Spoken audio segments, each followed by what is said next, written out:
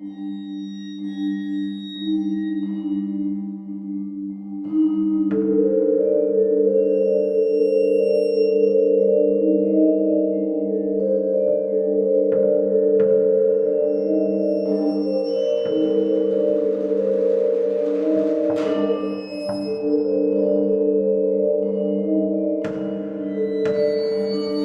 think you'll agree with me that we live in a strange world where there are many peculiar things that happen.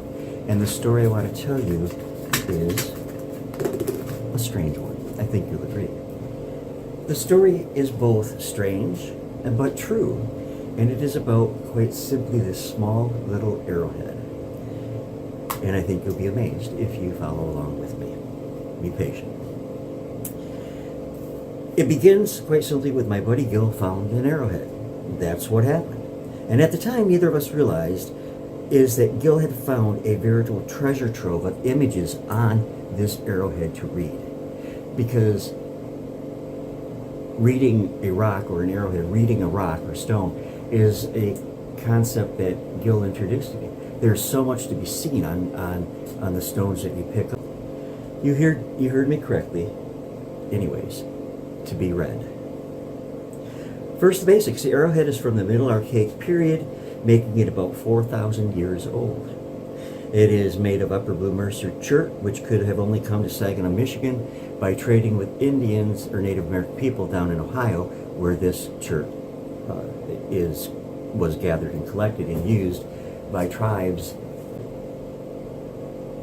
By and by, the particular point found its way into the Saginaw River, where at time flowed over it like water rushing over rocks. Time flowed over this piece, and there it laid until a man of pure heart and spirit, my friend Gil, found it in the summer of 2024. Of a fairly pure heart to be able to read these stones, but we'll get into that more later or another time. The image which first came to light was a woodland cameo of sorts. A lovely young maiden, maiden's head and profile with an elaborate headdress and a shadow behind her to the right. Under good lighting, the effect is quite stunning, actually. Here we have the beauty, and we'll meet the beast a bit later on. Since this is kind of a story of a beauty and a beast written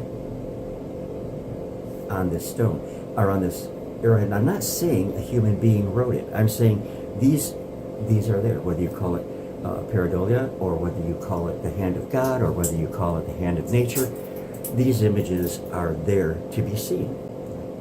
In the meantime, there are many other characters written, so to speak, on the stone, and they present themselves, and we're going to look at most of them. There are many, and so that I couldn't really do all of them without having this be an extremely long video. The innocence of this lady of the forest is called into question when you discover there is a very lustful woman reclined across her forehead. Look at the image I'm showing you. It was probably inspired, as I said, by pareidolia, or Delia. There is a pale woman's profile. You'll see, I have an arrow pointing at it. Her face and profile. Her neck, which comes down to her breasts, one of which has a nipple.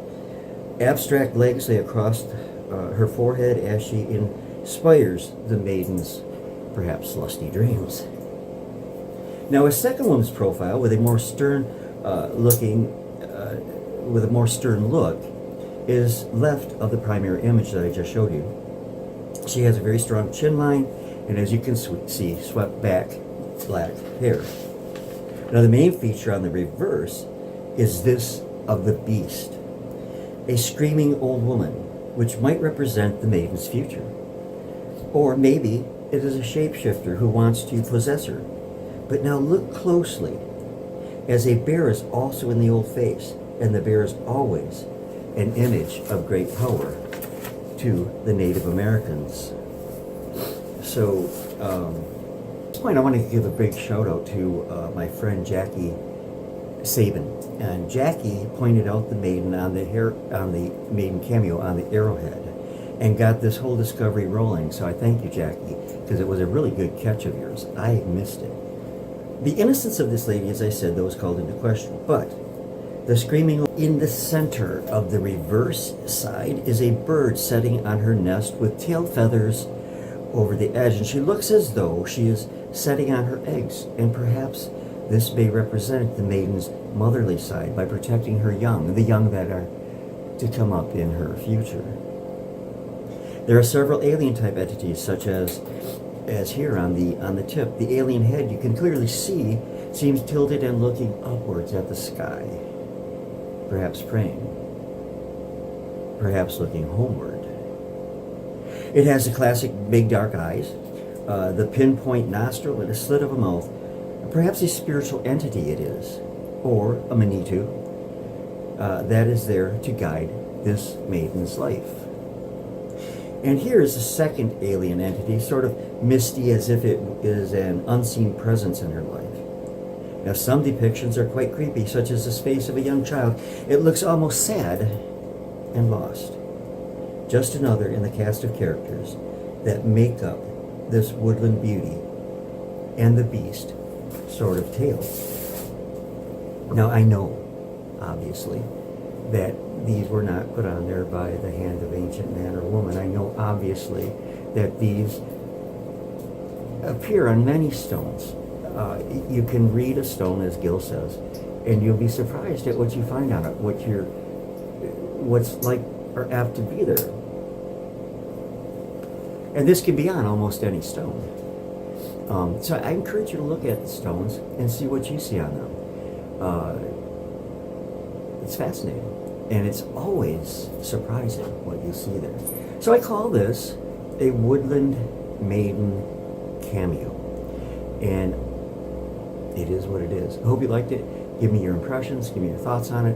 I would appreciate that a lot. I love you all very much on the other side of that monitor. God bless you. And I'm going back in the house where it's warm, because if you can see my breath, it is that cold out here in my garage.